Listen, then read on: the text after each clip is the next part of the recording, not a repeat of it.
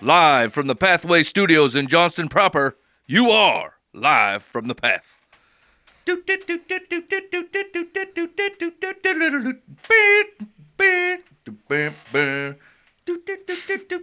you gonna fade me out? No.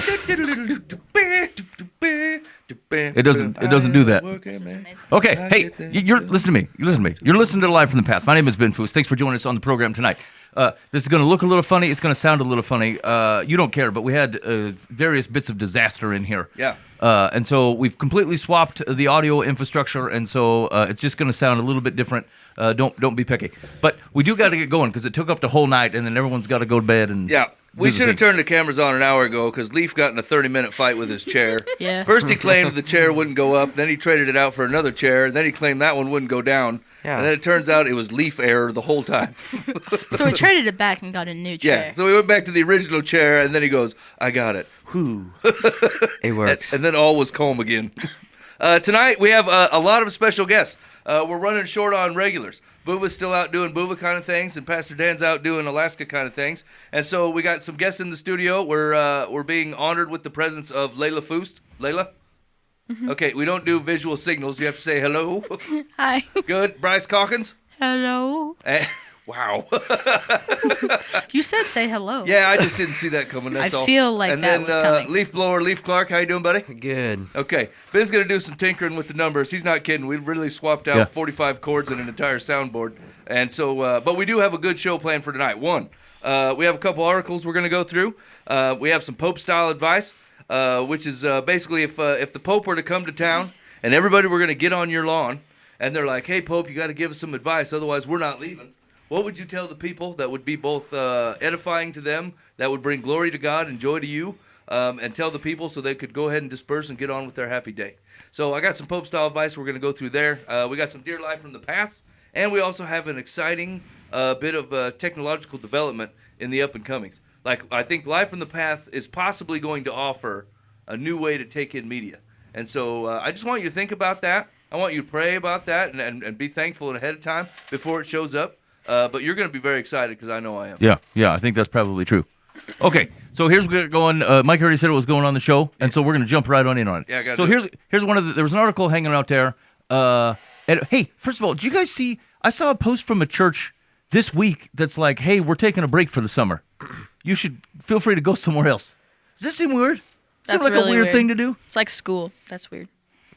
Like if your school just bailed on it and said, hey, we're gonna break. Here's the thing: is that like I get that people are busy, but like I'd be kind of mad if I went there because like I like to go to church. I like to meet with my people. Like I'm supposed to do that. Like the Bible points me to it, and to go, hey, we're not gonna do that. Like for the rest of the summer, I don't know. Yeah, we're going to fail to meet. Yeah, like, and we're intentionally not meeting, and like, and I think like part of the justification was like, hey, we know you're all busy with like activities and things. I'm like, boy, this just seems like the opposite way of thinking about it. Now, here's the thing: it might be their reality, and I think that is like it's a hard reality. Is that like people get involved in other things, but I don't know. How would you guys take that in if your church decided, hey, we're just going to break for the summer? No Sunday services, no nothing. Would you be like, all right? No, I would hate that. I would probably try to figure out, like, I mean, if you have a financial problem and you literally can't get people in your church, I would a little bit understand that, but, like... I mean, Jesus talked to people for free. He found the closest hill and said, hey, gather around. That is Let's true. do this thing. I probably wouldn't go back to that church, though.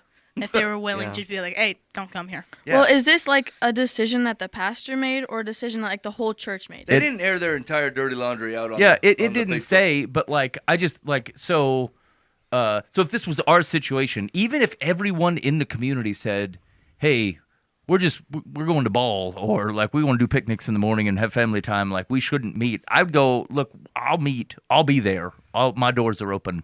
I still encourage you to show up. Like you probably couldn't convince me that it was a good idea. Like it's just a wrong pattern of life. Like I kind of get that there's a season of which you whatever, you're just gone more and stuff like that. It's not like Jesus is up like getting the fly swatter out because you did not attend every Sunday. Like that's not the situation. But like by pattern saying, here's the thing that the church like not it's not even like just Jesus is like weekly gatherings of God's people has been true for thousands and thousands and thousands of years, and to go, no, I think we're kind of over that and we'll get to it when we get to it. Like it's just it'd be more that like it's not just a week to week thing. It's just like a mind space thing. Like, are you sure? Are you sure? Like, this is you going, I'm prioritizing the things that God said were important. Like that, it doesn't feel like that at all. Plus, I mean, don't you still have to pay for the building and the people on staff? It's not like the worship pastor's like, yeah, you don't have to pay me this summer. I'm cool. You know? Yeah. That's a weird move. Yeah, I don't know. It just felt it was weird. It was weird. All right. So anyway, there was an article that said what you're getting. Oh no, not what you're getting wrong about the rapture. Look, here's 10 baseless practices in the church. What's that mean? Like things that don't mean or do anything. Oh, and that the church is doing? Yes. Okay. Okay. So we don't have. Again, we're trying to move, so we're not going to spend a ton of time on these. But I'm just going to see how they hit you. Okay. All right. First one: seeing the church through the lens of NAR. I don't even know what that is. That's out. We don't care about that one. All right. Prosecuting fellow believers through online platforms. What? Like social media? Like Yeah, maybe. Yeah. Like finding another dude who says he believes Jesus and going after him on the net. Okay, so this is a little bit of a problem. Like, are you guys on the socials? not really. Not really. No. I watch shorts. That's about it. Okay, on the YouTube. That's good. Yeah, right. So, Bryce, would you say your feed has a little bit of Jesus content coming through it? Yeah. Would you say all of it's good? Yeah, iffy Yeah, maybe. most of it. I mean, okay. So here's the thing: is like if you only come to know who Jesus is through like YouTube Shorts or Instagram, there tends to be a really shallowness to your faith, right? Because they will try to grab you with like a snippet of a Bible verse or an overall like a motivational slogan, right? And like those things are really helpful for like a day or maybe 2 days, right? But what like when stuff starts to hit a wall or you start to having conversations with people who like believe the exact opposite of you and they're not kidding around. They don't want to be your friend. They don't want to talk nice about it. They hate everything that you're saying. Then the slogan that you got from Instagram that day doesn't quite hold up like the entire Word of God, right? Like the whole Bible or good, solid teaching, right? And so, like, I think that maybe some of the problem is like, since everybody has access to posting on social media, like anybody can just say, hey, this is what God says. This is what the Bible says. Right. And then you listen to it and go, I don't know about that. I don't think that sounds right. Right? And so then we start attacking each other, right? Like, hey, man, you're a heretic. Do you know what a heretic is, Layla? Yeah. What is it? Well, I mean, I don't really know how to describe it, but I know what it You is. just like to if call you were people like, heretics with no No. base. I've never heard that word in my life. yeah, I no. could be It's very like- honest. No. No. Isn't it not like at all. someone who? No. Wait. It's basically I feel someone like I'm who, thinking of something else. okay, now I'm super interested in what you were thinking, but like it's basically someone that represents that they're teaching people the Word of God, but they're not teaching it correctly, or they're saying the wrong thing, or they're saying something to mislead you in a way. Okay, they're yeah. not being 100% transparent on what God says, and people will do this sometimes because they're afraid of people being mad at them, right? So like some of the we'll call it heretical, which comes from the word heretic, right? So some of the heretical teaching comes from people who like they know if they say this and this is a sin, Yep. and there's people doing it.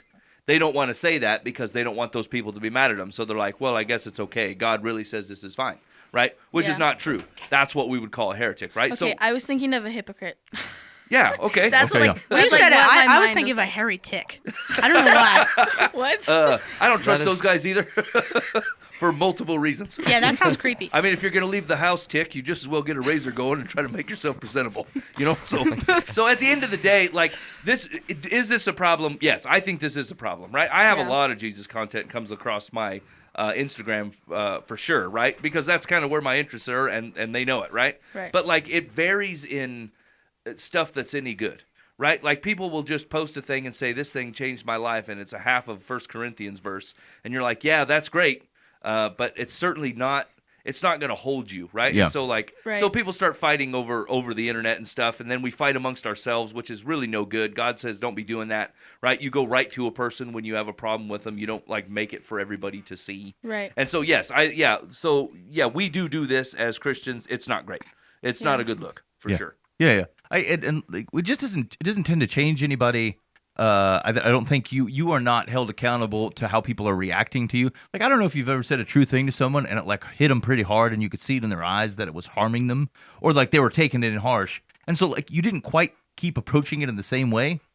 Like you just don't have the benefit of that, and without the ability to kind of see how people are reacting to things. I think it's an unnecessary risk just to be able to say the thing that you want to say. Yeah. Yeah. Yeah. Okay.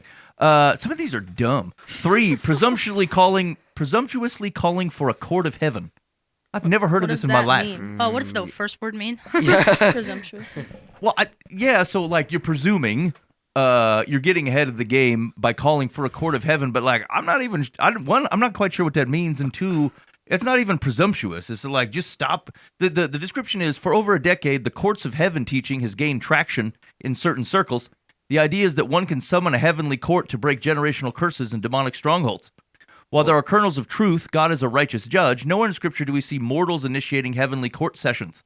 In Isaiah 6, 1 Kings 22, and Revelation 5, it is always God who opens the courts, not man. To presume otherwise is to cross a line into spiritual presumption. We do not command heaven, we respond to it. The phrase heavenly court sessions just sounds so wrong. I've never heard anyone say something like No, that. that's weird. me either. Seems pretty bold, doesn't it? I've heard Yeah. like in the Bible them say heavenly courts, but like I don't know if like it doesn't sound like we're supposed to use I don't know it. if they work for Right. you, Bryce. You know what I'm saying? I don't think you can just be like, hey, boys, I'm calling up a court. Yeah. Organize. It's not like I don't know. It's not like normal court where you just be like, hey, I got a problem. Let's go to court. Yeah, right. I'm dragging you to heavenly court. Yeah, it's weird. 4, scheduling heavenly visitations. I don't know. What the heck? No, I don't. It's a weird article. Who's this guy's hanging Who with the writes wrong this? people? 5, claiming titles with no fruit. Okay, talk to me. We live in an era where many claim the titles of bishop, apostle, or even doctor without the corresponding fruit, character, or qualifications. Titles without transformation are empty. If one has not been tested, mentored, or affirmed by a credible spiritual authority, then claiming these roles is nothing short of self-deception. Worse, many now flaunt degrees from unaccredited diploma mills, which undermines the credibility of true scholarship and ministry. The kingdom is not advanced by titles, but by substance. Okay, so maybe I'm looking at this differently, but like, first of all, I don't know what is the word bishop in the Bible? Is this a hierarchy within regular churches or whatever? It's a translation question, but I mean, Okay. yes and no. So I guess here's what I would say is overall, like pastor, apostle, deacon, whatever, all these things, right? Like all the titles that we find that's in church culture, we look at them as jobs, and I think the Bible describes them as responsibilities, right? So like you can be a pastor and it's not your job, right? Like you don't work at a church and the church doesn't pay you, but you have a responsibility if God has called you to be a pastor. You're a pastor whether you get paid for it or not, Yeah. as long as you're doing the work. Yeah. Right? And the same thing is true with an elder or a deacon, right? It's not a job, it's a responsibility. And so like every single one of those titles that they just said, like that only matters if you consider it your job or your employment or your title. When God says this is the responsibility of an elder, this is the responsibility of a teacher, this is the responsibility of a preacher or a pastor or whatever. And so like it's very Western culture, like America stuff that says this is a job. People will pay me to do this. Where Right. as far as the Bible is concerned, like it could pay you nothing. Like you could be out making tents like Paul and still be a preacher. And so like whether it's your full-time job or you're paid by an organization is completely moot on how the Bible talks about it as a responsibility, not necessarily a job. Yeah. Yeah. I would agree. And to your point, like these are words that they're just even descriptions. Like somebody eventually capitalized them, but like if you were to look at the Greek New Testament, it's not like apostle has a capital A on it. So when Paul says I'm an apostle, it's not like he goes I'm a titled apostle. He's like I'm one sent. I'm a sent one. I'm one of whom Jesus sent. Yeah. Right. So even this titling that people are latching on to are things where like they're just like I'm a disciple, I'm a student of Jesus, I'm an apostle, I'm someone sent by Jesus. Like okay, and so these are descriptions of movements and relationships. They're not titles, they're not jobs, and so like yeah, we and to claim I get actually the only thing I would maybe I hesitate on is there like someone providing credentials by a spiritual authority. Well, like what does that mean? Like who is that? Somebody who went through like a human institution of learning? Because like I'm not sure that's what I should consider to be the reason you can credential other people. Old Peter was School of Hard Knocks. You know what I'm saying? So I guess my suggestion was like, let's just lose the credentials altogether. Like, what do you even care? Actually, I was just thinking about getting business cards with Apostle Mike on it. You think that would be weird if I introduced myself as Apostle Mike? Yes. to everybody? Probably. Yeah. Yeah. 2 votes no. Okay. That means one vote yes. Layla? No, that's weird. Oh, All right. I thought Layla voted yes. Also, Mike's yeah, out. Okay. 6, communing with departed saints. Let's just skip that one. Necromancy was condemned in the Old Testament, yet today, some leaders openly claim to receive counsel from dead saints. See 1 Samuel 28. I mean, is that the example? Is that the example? Because, like, yeah, Saul did it, but, like, that's not today at all. Yeah. That's, They're like current people. I mean, There's Saul. probably just someone in the other room, and they're like, "Hello, I'm Peter. Sham. I am Peter." It's weird. Like, I mean, if Jesus wanted you to retain the ability to hear the words from someone of the past, he would have made sure it made the scriptures. And so you got plenty to work with. Yeah, you can knock that off. Number 7, using the Hebrew calendar to guide the church. Okay, this is interesting. In recent years, prophetic voices these guys are hanging out with weird people, have increasingly drawn guidance from the church from the Jewish calendar, declaring divine mandates for each year based on its numerical or mystical significance. Doesn't that sound like the Chinese New Year situation? While the Old Testament calendar has deep historical and redemptive meaning, to use it as a primary tool for church direction is to conflate covenants and lapse into a form of Christianized Kabbalah.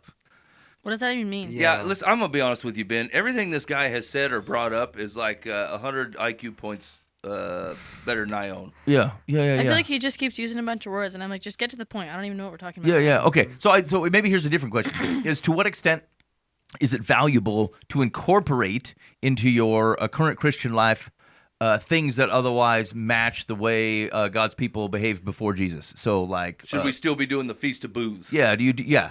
Is there a value in it? Some of the celebrations, some of the modes. I mean, maybe. I'd bring I don't back know. the year of Jubilee. That's insightful, Layla. That seems I, cool. I feel like it's probably not, like, it probably won't harm you, but I don't know if it, like, really adds anything. Yeah. I mean, our current Western culture will not tolerate the amount of festivals that the Hebrew calendar has in it. Yeah. Right? If you're like, hey, I'm out for the next 10 days, I'm doing Feast of Booze. And then you're like, hey, Passover's coming, I'm going to be gone. hey, man, I got the You Feast never of have a Tabernacles. job. Yeah. I can't be there for that either. It's a new moon. Yeah. So I think one of the risks is, like, can it be valuable? Yes. Is it holy? No. Like, I'd be cautious about taking something. They're like, well, God commanded Israel to do it. Well, yes, he did. But again, those were slightly different situations. This is pre-Jesus. This is them as a demonstration, a way of living of which communicates that they are distinct from the world around them.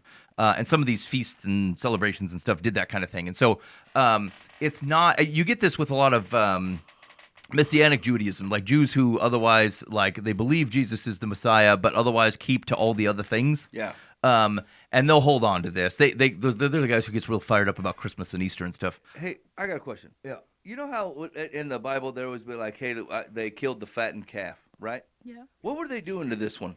Right? Did they feed it a bunch of Oatmeal. lard? Like, do they have just one calf that they're dumping a bunch of bacon down or Yeah, something? they probably just, like, it's like they need to have a fattened calf at all times in case Saul just shows up at your house and she's like, hey, I need to feed you. Yeah. Here's a fattened Yeah, calf. I'll tell you this. I They just know need to keep one at all times. feel I'm like that'd be confident weird. they're not giving it bacon. Oh, okay, yeah, that'd be wrong. Yeah, I Okay, was the gonna bacon's say, out. That's pretty No, good. yeah. But how do you think they're fattening them up? You know what I'm saying? And did they only just have the one? Or they're like, hey, don't give that extra corn to all the cows. Give it to that fat one because we're going to eat them pretty soon. They probably just But what keep, do like, you- a select few. What do you think that you would have a lot of like tiny cows that you can't really use because you're fattening one up? Yeah. Yeah. Are the rest of them just like super skinny? Yeah. Like slim fast? And No, then there's this one like no, you huge just feed this Republican cow? certain one. I feel like they would have multiple because like I mean, if you had a priest show up at your house and then Jesus was in town, and then like for some reason he came to your house, it's like I feel like you would have more than one. Oh. Like you would have a small fat herd, and maybe you would, and maybe you would have like a we don't really care about them herd. You know what would be terrible if a guy came to visit and you're like, but Jesus is in town. I don't want to burn the fatted calf on this You guy. just give them the skinny one. Yeah, you're not important. Yeah. Jesus is everything. Yeah, go okay? away, Greg. Go We away. can't have you over tonight. Well, I feel like it's a hospitality thing, isn't it? Like, you need to have it ready. Can in you case buy a somebody fattened important calf shows up. from the market all Probably ready to go? expensive. Okay, Probably. so meat was not super. Like, Cheap. they sacrificed a lot of the bulls. And so, like, it's not like they did not eat meat how we eat meat. Like, you would not have had it of it, like, even once It's a like week a or delicacy. something like Do you that. think they ate horse meat? Why Oh, are you so gosh. stuck on horse meat? I Okay. don't- I don't know that they had horses. I don't understand why some people won't eat horse meat. Yeah. It's gross. I don't want to get on a tangent, but some people are real picky about eating horse meat, Leaf and Layla. For some reason, they refuse, even in a pinch. If horse meat was available, they're like, I would never. Yeah, it's just because Well, like you could ride the horse to go find something else to eat. exactly. Another What if you find a horse. better horse? No, it's like So I just have like use it. PTSD when you're like on Minecraft, you know, and somebody's killing a horse, and it just sounds so horrible. So you're like, wow, I can never eat horse meat. It's like Yeah. it's just sad. So feel bad. Minecraft is what's the root of this problem. Yes. Okay, got it. I You feel could- bad because I totally blow up. Like, if I'm done with a Minecraft world, I just blow every animal up. Wow. This is so off That topic. turned dark. Yeah, we should probably get back on that. Okay, sorry. Jesus. Anyway, we think that there's definitely one fattened calf. Bryce says there's probably a herd of fatties, of which you get them Like already. 6. And then if Greg comes over and there happens to be a Pharisee in town, you're like, sorry, Greg, you will not be eating with us tonight because we're not Well, killing the I don't fatted know. calf. What do you feed them though? Because like back then there weren't like a lot of like sources to like fatten them up. I you think know? it's olive oil. Cornmeal. I Like, thi- you still have to have food to feed your family. yeah, that's why I think it's oil. Olive oil would have been like readily available. What? Like, I think feed it's them just olive oil like instead of straight water? liquid like fat. Yeah. So I think it's a lot of olive oil. Like a bottle of olive oil, They're like just a baby bottle. Put it on it. Yeah, Wow. that's what I think. Okay. We Okay. bottle feed our calves olive oil. That's perfectly normal. Yeah, give it. Okay. If you're on the, say, listen. If you're listening here on a Life from the Path, and you got yourself a cow, or I wouldn't give it. You can do it on a sheep or whatever, but like just give it a shot for like 2 weeks, straight olive oil, and find the ugliest tell me how it happened. Yeah, on top of their normal hay eating. Yeah. Just go out there with a bottle. I'll do it. Yeah. I got a sheep right now I got in mind that I'll fatten them It's up. going to be $1,500 worth of olive oil. No, It doesn't. It's a lot cheaper there, Mike. that's probably true. You got to do non-saturated corn solids or something. Yeah, okay. Yeah. Okay, listen, we're not going to read the rest of the article. It's stupid. You know, sometimes you don't pick a winner. I didn't pick a winner. Sorry about that. You're listening to Live from the Path. Hey, if you got feedback for us on the show, maybe on that fat and calf thing, or maybe you got some other opinions that you want to share that no one else listened to. One, be kind to a brother, but use the Live from the Path complaint line, 515-517-0085. Call or text 515-517-0085. We love to hear from you here at Live from the Path. Mm-hmm. Okay. There was another article about what you're getting wrong about the rapture. We're also not going to do that one. Just at high level, not everyone believes that, and it's probably not in the Bible in the way that you think it is. Go forth and be merry. You can talk about that with your closest friends over bottle. Layla, what do you know about that rapture? Not much. Fellas, where you at? I have no clue what rapture means. So. You've not heard the word I rapture? still don't know if you I've said probably heard rapture it. or raptor. I know what a raptor is. I think context clues puts it at rapture. But I don't I'm know. with you. There's a leviathan. That could be. Okay, let's That could start be a over. raptor. See, I I've mean- heard Bryce, that. what do you think about a raptor? They're chickens. They're, What? That is not true. That's a T-Rex, and also that's not true. But I don't know. confused. Raptors are cool. Okay, They're now that we got Jurassic that World. out of the way, Bryce, what do you know about the rapture? Not Nothing. Not a It's lot. not a prominent- I feel thought like in your I've head. totally Good. heard it, and I know it has. Does it have something to do with destruction? No. Wait. Like in general, you haven't heard like No, I totally have. I just like. I've heard it, but I don't know what it means. like the thought that Jesus shows up and then takes takes all the Christians out. People will have bumper stickers Okay. that like say like in case of rapture, this car will be unoccupied because the people of Jesus Oh. will just gone. No, okay. I knew it had something to do with Jesus coming back, but I didn't know they Okay. took all the Christians away. I don't That's know. good. That means we're not over-indexing on it. I think Yeah, that's okay. fine. Yeah, you guys stay right where you're at. You're doing Yeah, a good you job. just go ahead and Oh, leave okay. that be. That's good. You ain't gonna be able, whatever it is, whatever the reality is, you ain't gonna be able to do anything about it. So, sit back and relax. Yeah. Enjoy the program. Okay, I'm gonna tell you a quick story. I was in Atlanta for work. Was that this past week? Holy cats! The days are going. Anyway, I got to the airport like 8 hours early. Okay, and I start walking around because I feel I'm on the company dime. So I say, how long do I have to space out between eating? Can I buy another meal on this company credit card? Because it feels they like they're going to prove it, but they look at it because they get to see your habits. They're like, oh, Ben often eats at the Taco John's, and it comes up, and I'm like, I don't like you peeping, but they're going to look at it. So anyway, I'm trying to be discerning, trying to play the game so I can get this other thing. And so anyway, I end up at this. There's this thing called like somebody's Southern Home Kitchen or something like that. And so I go in there, and like when it's the company money, I tend to try things I wouldn't otherwise try. Like I'd been to this, I think of this place before, and I ordered some sort of like cold grit situation. Okay. And so anyway, I'm perusing the menu, right? And so this stuff it's outrageous. It's airport food. It's like a sit down restaurant. It's like $40 to get anything. Okay. It's not my money. I don't care. And so I'm trying, I couldn't figure out what to do. And then I get this like nudge from like an elbow, like someone's next to me nudge and is like, hey, what are you going to get? I'm like, I don't know. And this is weird because, like, I don't look inviting when I'm in an airport. I look like a guy who doesn't want to talk to you. And so he nudges me and says, what are you going to get? I said, I don't know. He goes, get the grits and you'll be blessed. What? Has anybody done that? You know, like, try to insert themselves into your life and propose that there's some sort of blessing associated with it?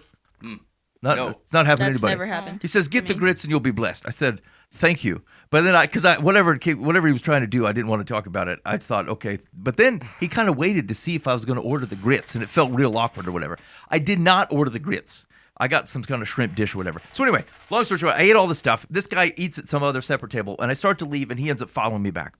And it's funny because he's just walking like close enough to me that it's weirded me out, and he ends up sitting down at my gate to take the flight to Des Moines, which is like 3 hours from then. Like I was still way early. And so finally I said, hey man, you going to Des Moines? He's like, yeah. I said, oh, like, and he provided no additional information. And so I said, I'm trying to ask him more questions. And I said, really, like what brings you to Des Moines? Blah, blah, blah. And he goes, the Pope's going to be there. And I'm like, what? What The Pope? Pope, like the new Pope is coming to Des Moines? I said, that's wild. And but here's the thing. It was like halfway believable to me because like he's from Chicago. And I said, I don't know. Maybe he's going to Chicago, and then for someone that he's hitting up to the Des Moines. And so I said, well, where's he going to be? You know? And I said, well, I think he's going to be he gave a zip code. What's your zip code, Mike? 50225.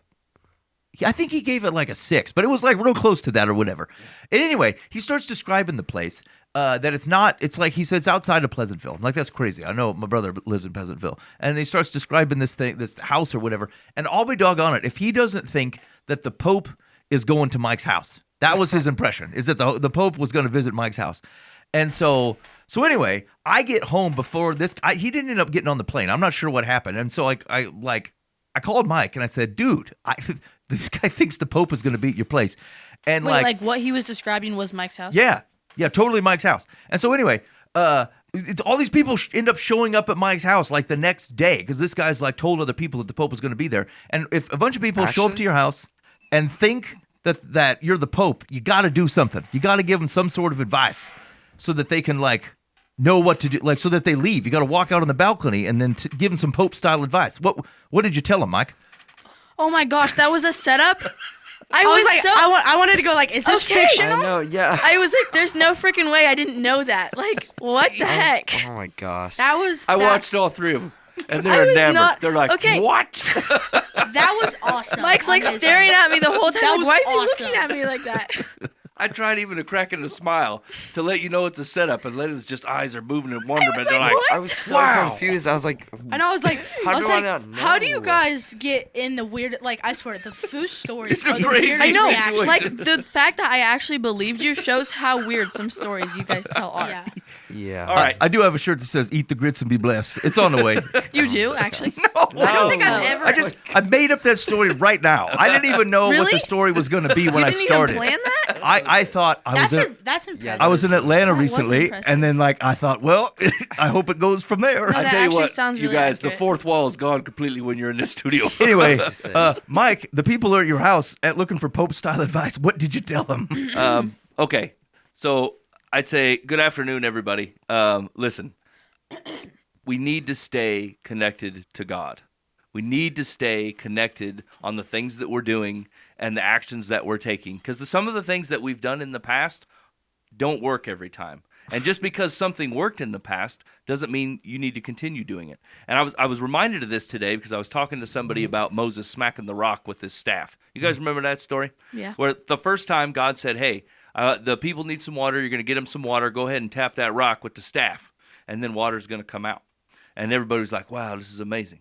And then God says, ask them to do it again. Moses says, hey, the people are complaining again, and they want more water. And God says, walk up to that water and walk up to that rock and speak to the rock, and water will come out. Anybody remember what Moses did? He tapped that Yeah. rock with that staff Yeah, again. he whooped Yeah. it. Yeah, God said, whipped go up it. to that rock and speak to it, and water will come out. And that's not what Moses did. Moses walked up confidently because he'd done this before, and he knew what God was going to say. And he didn't actually need God in the middle of this. He knew if he smacked that rock with the staff, the water would come out. Now, God was gracious to Moses in a way because he went up and did it, and water came out. But there was a big consequence to Moses. Like, he walked away from that water, and God says, you did not honor me, and you did not treat me as holy, and you will not be going into the promised land because of that. Yeah. And you read that, and you think, what a small, inconsequential detail, right? Like, he went up and hit the rock, and the water came out. The same exact situation comes up, and he goes, I've been here before. I'll hit it with the staff, and the water will come out. But just before that, God says, I want you to walk up to that rock, and I want you to speak to the rock. Rock, point out the water, and then the water will come out. And Moses, like, we would call it Moses disobeyed, right? But the thing is, like, in Moses, I'm not Moses. I don't know what happens in his mind, but I know that, like, when I read through that, I think, come on, man. Like, what a small Right. miss. And like the punishment, it's not a punishment. We'll call it a consequence of what Moses did, is he's no longer allowed to go into the promised land with the rest of the people, right? And so I was thinking about that today, and I thought, this is why it is so important in the things that God has us doing, the people that he has us talking to about who he is and what he's doing, and the work that he has you doing. Even if you don't feel like you have an official title or an official responsibility, right, at the moment, I can tell you right now you do. You already have that responsibility because you know a thing, and it's good and true, and it's changed your life in a way, and it's brought you up in a family of changed lives, right? So you already have a responsibility there, okay? But, like, it really does matter that you are staying connected with God in prayer and reading his word, because he will change his mind. Like, from what, like, if, because you guys know that we do a youth group in at the library every Wednesday, right? And I have kind of a formulaic way of which I go about it. We kind of do the same thing every week. And then I thought the first thing I thought of after I was talking about that with someone today, I'm like, I don't ask God every week what we should be doing. I pray that he shows up, but I don't ask him whether I should be changing something. I just assume we've always done it. Let's keep doing it. We always do, right? We always walk into church on Sundays, and we always do worship first, and then we do what? Offering, or then we do the message, and then we go out, and then we all stand inside the outside of the place and talk for a while. And, like, I'm not saying that any of those things is wrong. I'm just saying, did we ask him? Right? Did we ask him maybe we should quit? Maybe I should stop doing youth group. I didn't ask him that. Maybe I should start doing it out on the lawn, or maybe we should do it in Knoxville, or maybe we should do it on Tuesdays. I don't know. I haven't asked him, right? I just kind of picked a thing and then keep doing it. And I thought, like, I don't think God is mad about that. I don't think, like, he's like, I can't believe you didn't ask me. But I don't know that my heart is open to him changing his mind and him changing the way that I think that I am serving him, or I am talking to other people about him. Maybe I should stop inviting people for coffee. Maybe I should start inviting people for fishing. Maybe I should start inviting people for volleyball. I have no idea. Maybe I should join a running club so I can tell people about Jesus. That sounds terrible and not in my personality at all. But I didn't ask him, right? And he would know way more than I would know on where, like, my time, talent, effort, money, and abilities are best served to him. So my Pope-style advice is stay connected. Like, don't just read the thing that your pastor told you to read. Don't just pray because your parents made you. Don't just do it because you think you should. Do it because God is going to interchange information to you that really does change your life and probably the people around you. So stay connected to what God is doing. How do you think about then? It feels like you could get stagnant simply because there's so many things that God could tell you to do. Yeah. Like, how did I didn't pray before I just responded. Correct. I'm not going to pray, like, I don't generally pray, like, what route am I going to drive home? I'm going to take the straightest route, generally speaking. And so how do you think about kind of, is there a distinction between stay connected? Because, like, if you're connected, I could be connected with my wife where, like, I might be going about my everyday business, but I am listening. Like, she might say something, and so I have my ears out, but I'm not necessarily standing in the living room. Like, if she doesn't tell me to do a thing, I'm not going to do a thing. How do you think about that? Because there was a lot of things where, like, it's an everyday thing that, like, do you risk doing the wrong thing because you didn't ask specifically versus did you hear him speaking? Yeah, so you're right. So like I don't want to overclock and say that like cuz then it sounds like God works on a technicality, right? So like if you didn't ask him, he's not going to answer it. And that's not what I think God's posture is towards us, right? But like we talk about David a lot in here after being a man after God's own heart, right? And it's not because his decisions are all solid 100% of the time. That guy did some way messed up stuff, right? But his heart posture is always to God. Like even if you take like the wife example, right? Like I am always open to my wife interrupting my day and changing what I had going, right? If she's like, I know you wanted to do this, but we really need to get the trees solid because they all fell over in the wind. You need to put some stakes in the ground and get them tied up. And I'd be like, all right, yeah, that's fine, right? I am open to my wife interrupting my day and changing my plans for whatever. Now that seems harder to do with God, right? But to a certain extent, it's not. Like you basically get in a way where you start looking for him to interrupt your day and looking for him to interact in your life, and you won't hear it unless you actually want to hear his voice. He's not fooled by like the Bible plan that your youth group set up for you, right? Like what he's looking for is a heart posture towards him that says, God, I'm open. And you'll know that because you spend time in his word and you spend time praying to him and just sitting and being with him, right? Like spending quality time makes it so you recognize his voice. That's what that looks like, right? And you can recognize his voice when it comes from other people, right? I've had people speak into my life and they're saying, God told me this, right? Or God says we should act this way. And I'm like, he did not say that. I know he didn't say that because his Bible does not agree with what you're saying. Right. So, and God doesn't change, right? So like, I know you're lying to me. I would not know that if I hadn't spent time with him. And so like all that being said, like if your relationship with God feels like it's flat or like it comes from the people around you or your community and you're like, they all claim that God does all these great things and I don't know anything about this. I believe this because I was taught to believe it, but I don't feel this myself. I don't see God interacting in my life. I don't see him ever speaking to me or trying to move a thing or have me involved in anything. I'm telling you that like you have to stay connected to him, right? Just like the Bible will do this as a biblical picture for like being rooted or right getting nutrients from the soil, right? Like you can't get nutrients from the soil if you're not in the soil.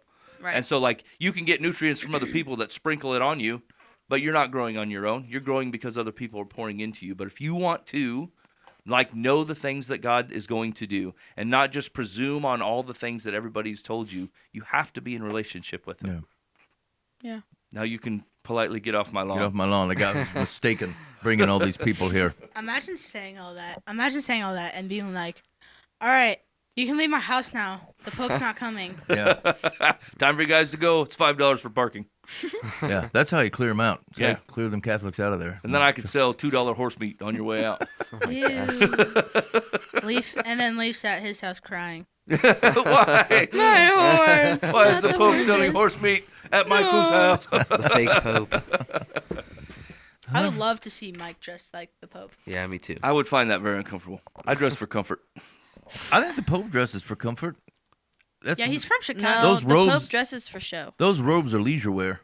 Are they though? How many layers do you think he got on? Oh, like Lots. a lot. One. Yeah. He always, Whoa! It's like a moo-moo. One. so like if he gets water poured on him, it's just Yeah. game over. Yeah. A You're stiff, dead. a stiff feel like- breeze is a modesty problem. It's a papal moo-moo. A pamoo-moo. All right, Ew. you're listening to Live from the Path. Thanks for hanging out with us so far today, Mike. I think he got that advice from soup to nuts. I think he covered it all, and so Oh my gosh. What? I think that was great. Have you ever heard that phrase, soup to nuts? No, Like, once. it sounds terrible. But Yeah, it I don't does. know what it means. Okay, I asked around today, and the consensus is that no one says this. No, yeah, I've never heard I'm that. not Wait, what does surprised. it mean? Here's the thing. I'm aware that every once in a while I will say a phrase that either is just made up or that like is obscure. I'm not sure where they come from. They're just in there. I don't think to myself, what's an obscure phrase? Like just the stuff that comes out. However, I will tell you, I had a strong belief that like from soup to nuts was a common phrase. Wait, what You does it were mean? wrong. I was. So it means like all the things. It's kind of like saying from A to Z. Except for it's a reference to like I don't know, a formal dinner. You start with soup, and by the end of the meal, you've gone through all the courses, and you end up in the nuts. What? Apparently, I Okay. think it's a generation problem. You can't say I- nuts; it causes the things in your mind. Yeah, it's yeah. I feel like if you said that at like a fancy restaurant, they'd be like, "Can you please leave?" So you get out of here. What phrase would you use? To say all the things. All the Everything. things. Like if someone would say like we got it from head to toe. I would Like just we- say all the things. Yeah, we covered all Yeah. the things. We got everything. Well, it's We not a covered mirrorism everything. if you just say all the things. Yeah, Leaf is under the impression you don't need your fancy words in here. We're just going to say all the things. I do know. I mean, straight to the point. My friend's dad, I always found this funny. He would say from seeds to sun, as in I don't know. It's like that was his A to Z. It was weird. Seeds to sun. Yeah, Like I the don't. plant cycle. I didn't really understand what it meant till like, I kind of understand that it's like the seeds need sun, but that was always weird to me. I always said sun to seeds Yeah. or seeds Yeah. to sun. Yeah, I don't know about that one. Okay. Hey, I'll if you- try it out tomorrow. I If guess you- if I had to choose, I'd say A to Z. Probably. Stem to stern. Well, yeah, we'll No. just make one up. Like, think of something which has a start and an end. A movie. Ooh. Yeah. From the intro to the end credits. from action to cut. Yeah. You could do from action to cut. That would be that Yeah, would but work. I feel like when you say that, it kind of like holds people up for a second. They're like, wait, what? Like, what does that mean? Yeah. Like, I just. And then you really have to explain. And Yeah. And then it just like Awkward. ruins the effect of from what you just said. from bean to gas. Whoa. That- Ew, okay. That's too far. That's a good, like, if you're working in pre-K, which I do a lot at our church. That's a good thing. Yeah, you got to They get to would- the they would pre-K. giggle. Oh, kids love wind. That's Yeah. for sure. Kids love wind.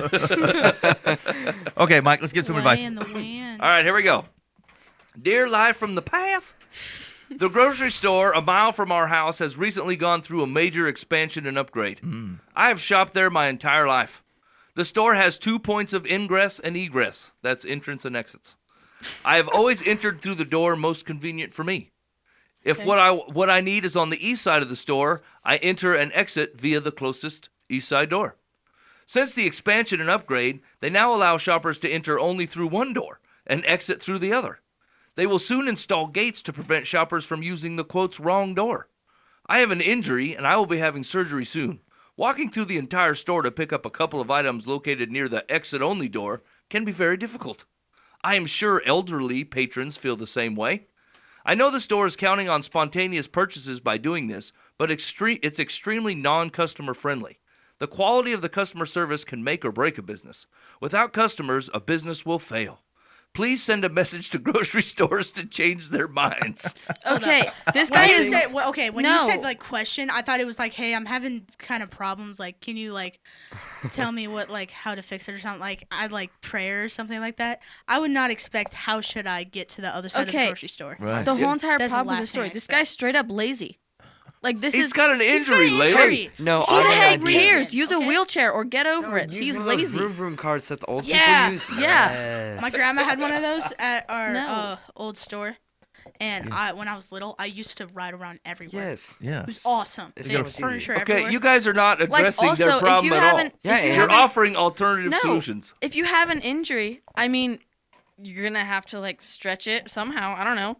Like you gotta. What You kind of can't injury just is sit it? around. Yeah. That was, Is that it was like not his described. leg? You have Because if all he the has a facts I broken have. arm, he's complaining about walking through the store. That's just. Well, like, hold, you're- just like be so. Here's the being your kindest you can about the injury. man. Okay, let's presume it's something that makes it difficult to walk. Okay, it's Okay. hard to get around. Broke Maybe your they're on ankle. crutches or something like Let's that. say he's missing a leg. Fine, he's missing a leg. Vroom, vroom. Okay. Okay, is it a dude? Oh, no. Okay, Sounds like a dude. let's say it's a dude. So the dude's missing a leg. Okay, but he can make it into. He made it to the store.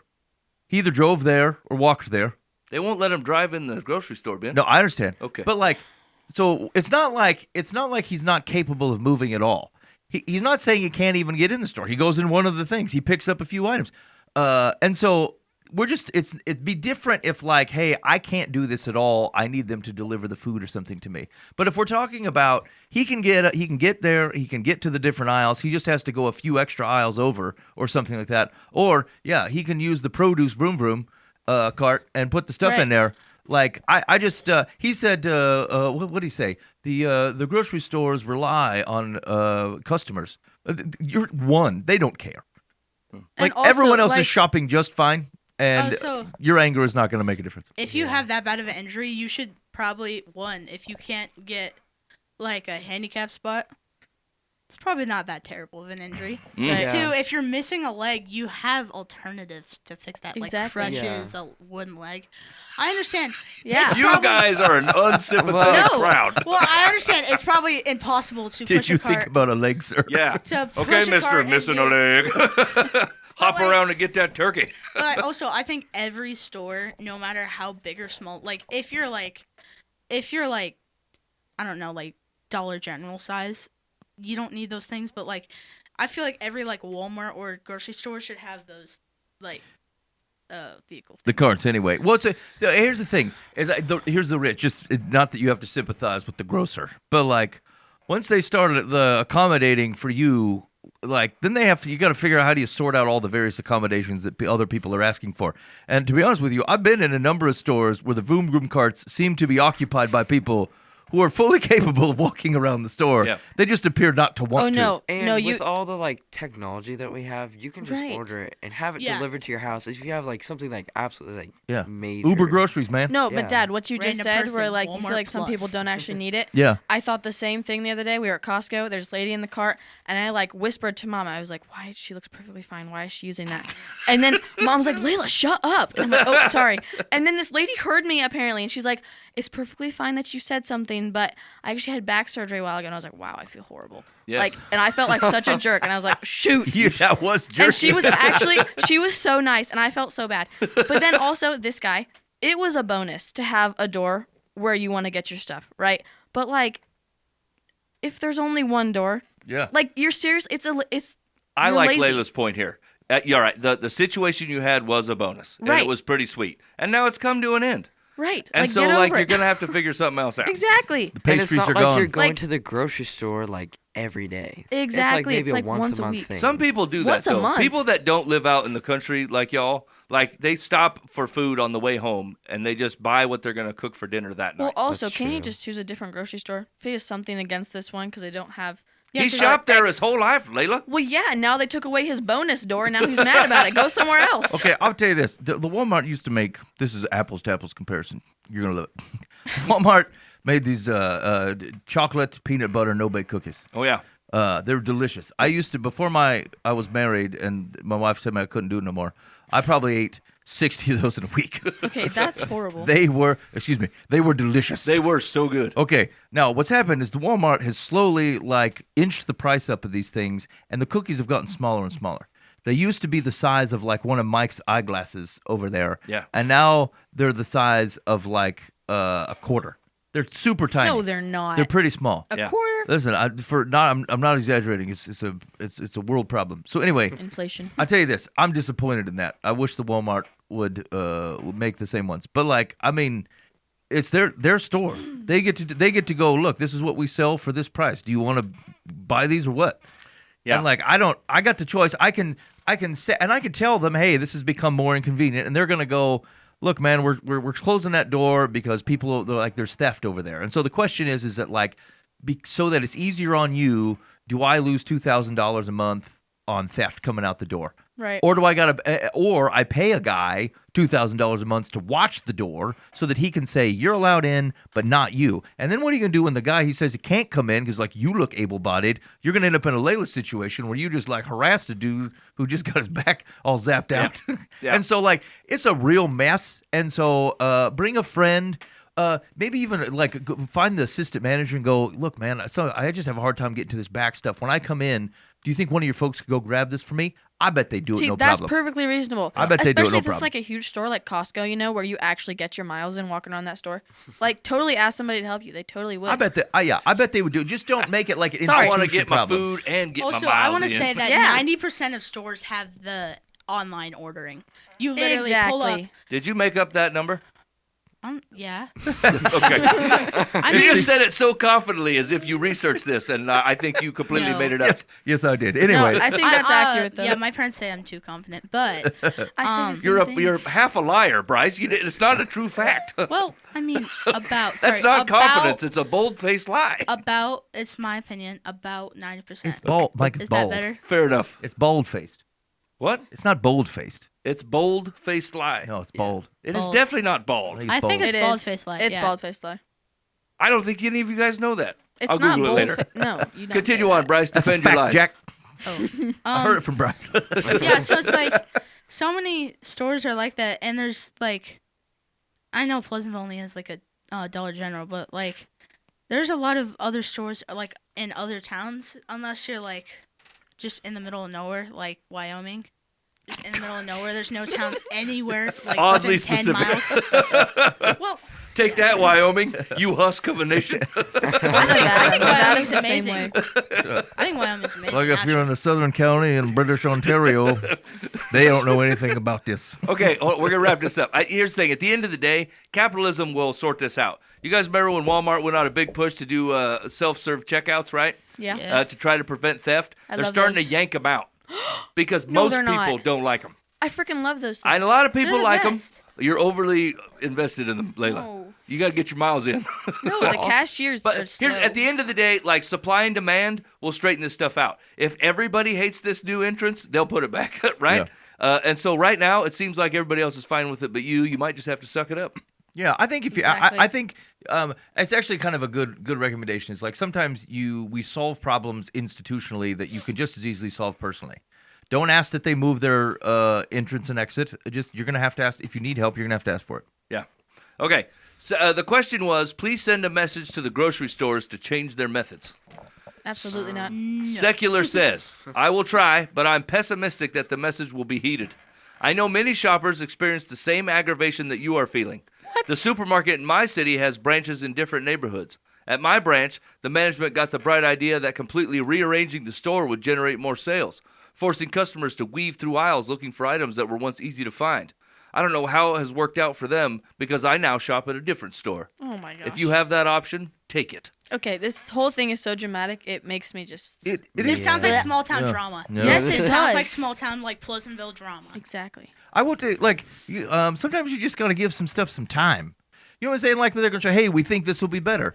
They don't know whether it's going to be better. They're going to give it 2 months, and then once everyone complains about it, or their sales aren't up, they'll put it back. Or you just don't like things to change, and you're mad, and it actually was better for other people who aren't you. You selfish duck. I just feel like this guy's like mildly inconvenienced, and then he's like, "Wow, my life sucks." Well, and you'll Yeah. get used to it eventually. It's not like it's horrible. Yeah. It's not Right. The worst thing This that could sounds ever happen very to you. negative. I feel bad for this guy. Yeah.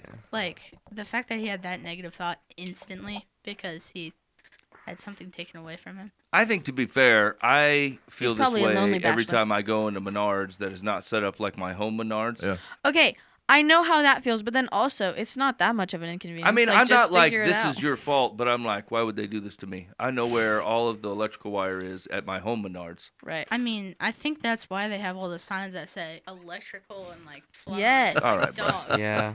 All right. I think you just need to pay a little bit more attention. Wow.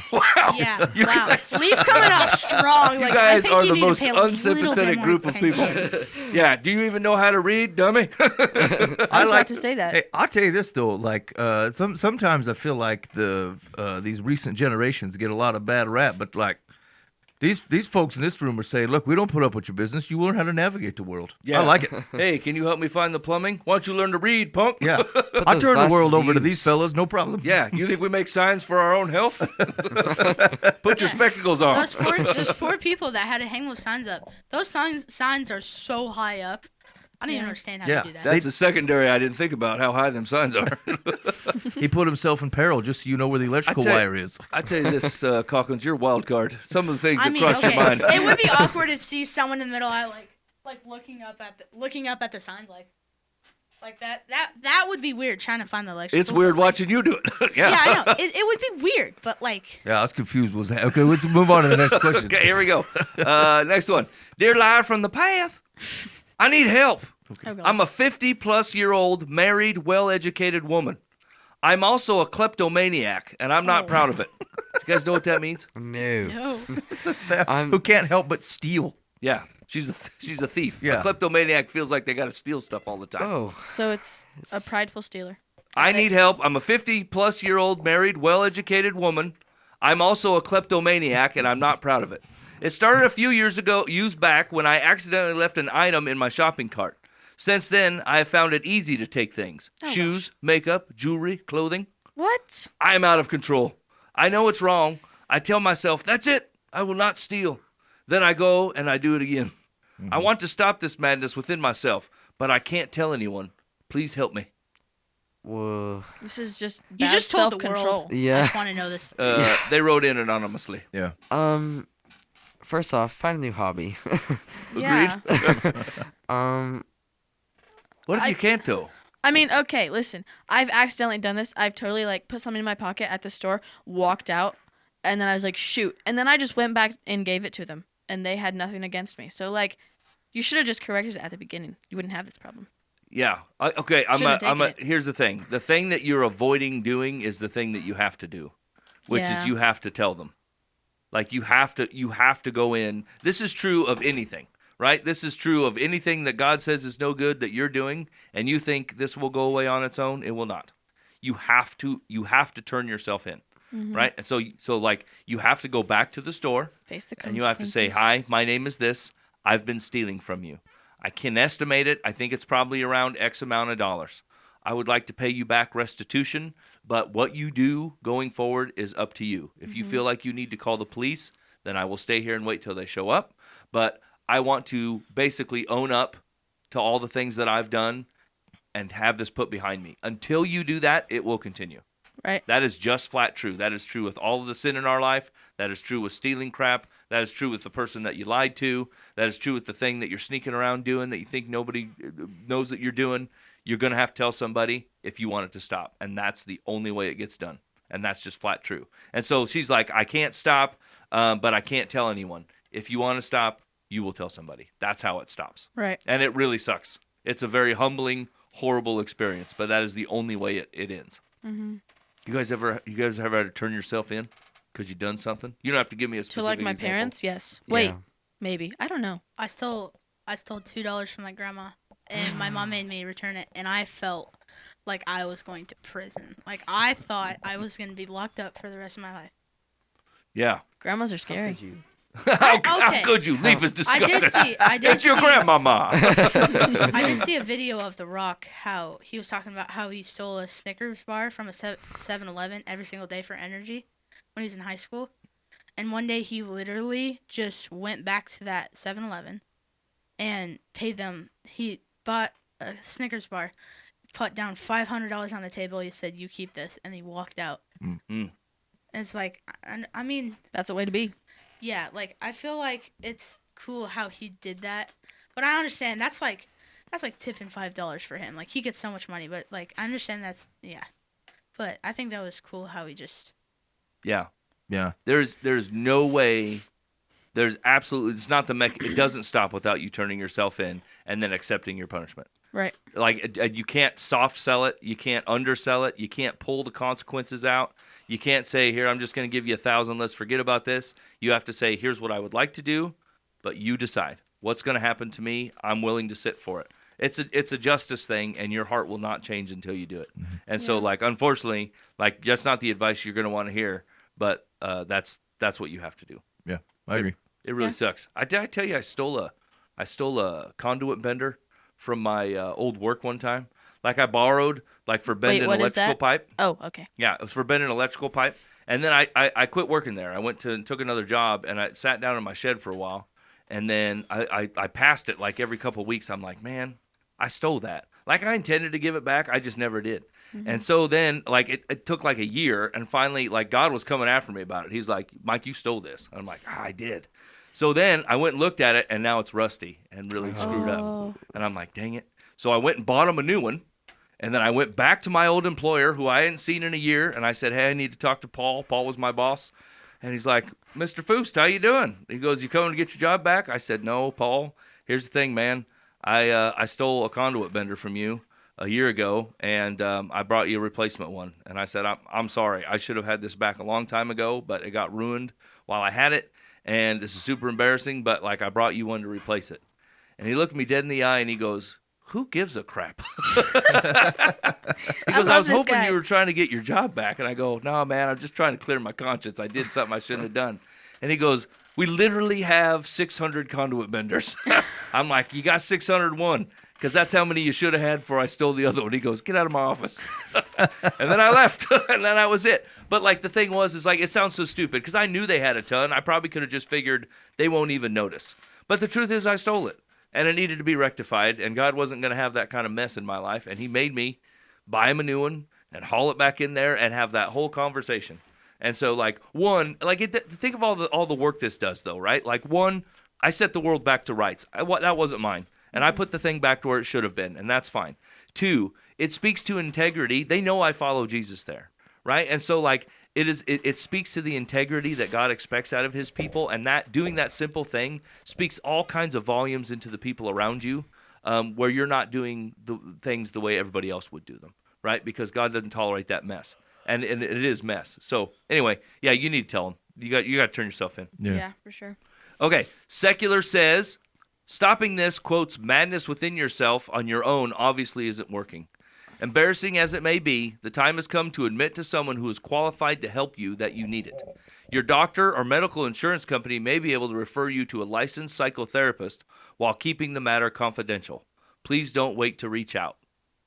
Yeah, I would actually, before I presume it's actually like a psychological thing, I would do the reckoning part. Yeah. People are always like, oh, I can't really stop. I don't know. Just wait till you face the consequences one time, and then you tell me that you can't stop. I've been motivated by facing consequences. I'm like, I can't give this up or whatever, and then like, it comes to reckon, and then suddenly I don't have a problem with this thing for a year. And so like, I just, sometimes my wife finds me, I got peanut butter and jelly in the shed, and she finds out about it. Yeah. And you're like, crap, got caught. And then I'm just saying, like, facing the music there, especially if you volunteer for it, I wouldn't presume that it's actually some sort of like long-standing, you need a bunch of psychological help. I'd try the reckoning first. Yeah, and don't forget the thought that like sin is communal, right? Even the sins that you commit personally, it affects your community. And so it does matter. And so like the psychotherapist route, we're not saying that you don't need some help, but if you think that you're going to get help without taking responsibility for what you did, that's not help. Yeah, actually, right. And that's the reason I brought it up is because like in some ways it's almost a deferral of responsibility. Like sometimes you just straight up sinful. You wanted to do a thing. It felt fun. It looked fun. It thought fun, whatever it was, and you just wanted to do it. And to go, oh, I think I got something that's maybe like slightly miswired in my brain. Like totally happens to people, and like some folks really need help in this area. But like sometimes you're just selfish. You're self-centered, and you wanted to do a thing, and you chose to do a thing. You didn't care if it hurt other people or took from someone else, and you enjoyed it. It just wasn't enough for you to stop. And so, like, I'm cautious. This is the thing: is that like it's. If I had this last episode for the same problem, is that like you can totally hear me wrong. I'm not saying people don't need help with some of these types of things, or that your brain can't be working against you at times. But what I'm telling you is that like it isn't facing the consequences and the reality of your sinful behavior for you to act like it's some sort of something miswired in there or an imbalance of chemicals when really you just selfish and sinful, and that's what you chose. Yes. And so just like reckon with that first and then see what the playing field looks like. Okay, ready? Last one. Okay. Dear Live, from the path. I am one of 3 sisters. Our family is pretty close-knit for birthdays and celebrations. However, it has become increasingly problematic in terms of finances. My siblings and I do pretty well, and it's often assumed that I'm doing very well. I know I am blessed to have my job, but with this income comes sizable expenses, such as private school, sports clubs, and my own children's birthdays. My problem is my middle sister contacted me about hosting a celebration for our younger sister's approaching birthday. Over the years, it has frequently fallen on our shoulders to finance her birthday celebrations. Her husband never lifts a finger or offers to pay for them. I'm tired of having to foot a bill of between $500 to $1,000, but I don't want to be a Grinch either. I have my own family expenses. Am I being unreasonable? No. I feel like no. I don't know. Because, I mean, like, I understand family is family and, like, you should, but, like, if no one else is, like, ever willing to pay and they just expect you to pay because you have a lot of money, I don't know. I feel like, I feel like no one will, like, take that offensively and be like, Yeah, to say, hold up, like we can do this, but let's talk about how we're going to split up some of this cashola. yeah. Like, if $1,000 they're- seems a lot for a birthday. Like, if they're yeah. expecting you to pay for everything, like the whole thing every time, I just feel like that's kind of obnoxious. Not only that, but $1,000 to like $500 for like birthday. I feel like that's kind of quite a bit. It seems. Well, now I suppose like take them and put them out of our normal income range, right? $500 to $1,000 to a rich guy, very much like Dwayne the Rock Johnson with his Snickers purchase. This is a big nothing burger, right? It sounds like she's more standing on principle. Like they can afford it. It's not like it's going to hurt them to afford it. It seems odd that you're like, well, I made all this money and now I have big expensive things to pay for, like private school and tennis courts and Yeah. golf club. That income doesn't come with those I expenses. mean, No, maybe you just opted like- into them. If Yeah, you're that's gonna right. pay for this birthday party, which yes, other people probably should be helping, but if you're gonna do it, like set yourself a limit. I mean, this birthday party doesn't have to be so extravagant, you know? Yeah, well, Like, or if- you can say, look, I mean, I can throw $300 at it, Right. right? Like figure out what you feel comfortable with, and be like, Right. hey, it's Annie's birthday. Can you hold it at your house? I'm like, yeah, I'd love to do it here. I bet our family can probably chip in for like $300. What are you guys thinking? Right. Like Well- I can host it, I can help plan it, and this is how much money I'm gonna give. Like Yeah, You know? I can probably cover the food. Can you get like the whatever, the wine, or I don't know, Right. whatever they order at fancy parties? But yeah, like it feels like you. First of all, you can be upset about this, but you can't be upset about it if you haven't brought it up. Like if Right. you haven't said, "Hey, man, this is getting out. This is getting expensive. My family can't really take this kind of burden, so let's do like I can do X amount of dollars." If you have said none of those things, you got no ledge to stand on. Yeah. right. Like Right, are be- you asking them for help Yes. at all? Yeah. And like, I mean, it's not really a big secret here, but like Ben and I grew up pretty poor, right? Like I always know what it feels like to go to somebody else's house that wasn't poor. And so, yeah, I assumed they were buying soda that day, and like that wasn't because I was a jerk. It was just because if the soda was on us, we weren't going to bring it. There wouldn't be any. There's yeah. not going to be soda. And so, Yeah. like, some of this is just kind of social norm, figuring things out kind of stuff. And some of it is, like, you didn't say anything. So, like, if you've already mentioned it and it's still a problem, then, yeah, I'd get the talons out and go, that's it. $300 is the most I'm doing. But if Yeah. you've said nothing about this problem's on you.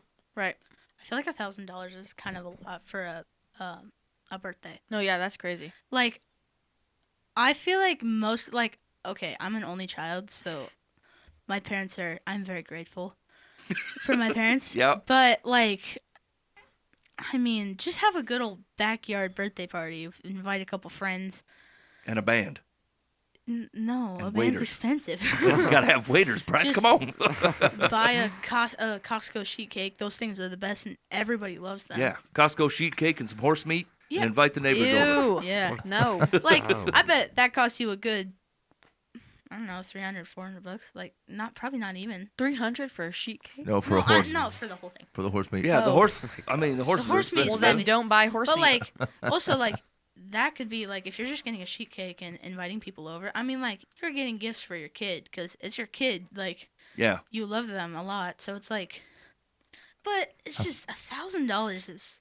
I mean, be lot. transparent. Like, stuff does cost a lot of money, and so like Yeah. even like we house church, right? And so like when we feed breakfast to people and feed like 30, 35 people or whatever a morning, it's hundreds of dollars. Yeah. It's not cheap, right? And so you're like, that sounds like a lot, but really, like as soon as you start getting 30, 40, 50 people invited, $500 is not outrageous, right? Yeah. By the time that you feed all these folks, and so like. I don't know. Like in our head, we're like, there's a bunch of cocktail waiters and like a fountain and a harpist, and like I don't think it's probably that. Yeah. But still, once again, if the money is the issue, then see, she brought up like the husband isn't helping for some Right. reason. Who gives a crap about this guy? Like this is completely unnecessary. If the money's the problem, let the money be the problem. Yeah. If the husband not helping's the problem, the husband not helping should be the problem. But you can't just take like a bunch of negative things and pile them together and then deliver it in one big ball and be like, I hate all this stuff, right? You're not thinking about it right. I wonder if it's Also- not even just a financial thing. If she's also like, this is totally my responsibility because no one else is taking charge. Yeah. So then she feels like she has to do it. Right. You know? Yeah. Also, did you ask the husband to pay? Like, have you asked him to pay? Like, I understand if you asked him, but have you asked him yet? Like, maybe he's like, I don't have to pay for it. All of them are taking care of it. Why? Like, Yeah, it could be an honest mistake. Maybe he thinks you want to pay for it. Like, so Yeah. if the money, like, Could be your I love guess there's language. multiple ways to handle this, right? Like, if the money's the problem, either set your limit. I think that makes a lot of sense, or stop making money the problem. Be glad to give it. People can't steal from you what you're willing to give them. People can't take advantage of you what you're willing to offer.